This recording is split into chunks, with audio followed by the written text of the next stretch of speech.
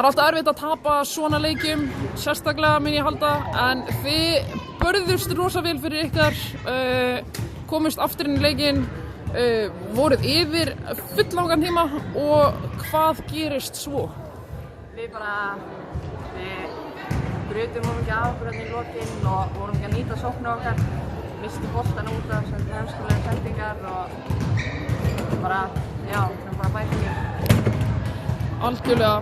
Þið spiliði mikið af svæðisvörn í öðrum leikluta, ef ég minni rétt.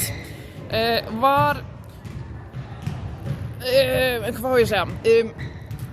Á móti svona liði sem var að lesa það vel, hafðið þið viljað sem leikmaður, hafðið þú viljað skipta úr svæðisvörninu fyrr eða rótera betur í henni eða hvað?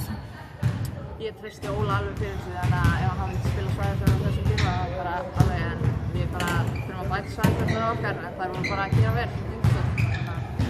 Algjörlega. Annars vil ég segja að þið eru að standa ykkur mjög vel, þið eru að gera góða hluti.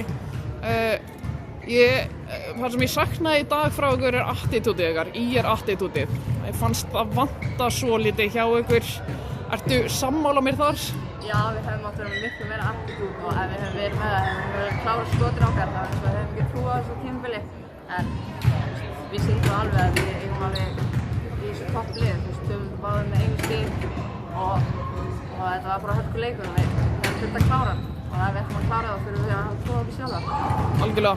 Mjög sammála, en ég er spennt að sjá okkur komandi vetri. Þið lofið rosa góðu, þetta verður spennandi að sjá. Áfram ÍR. Já.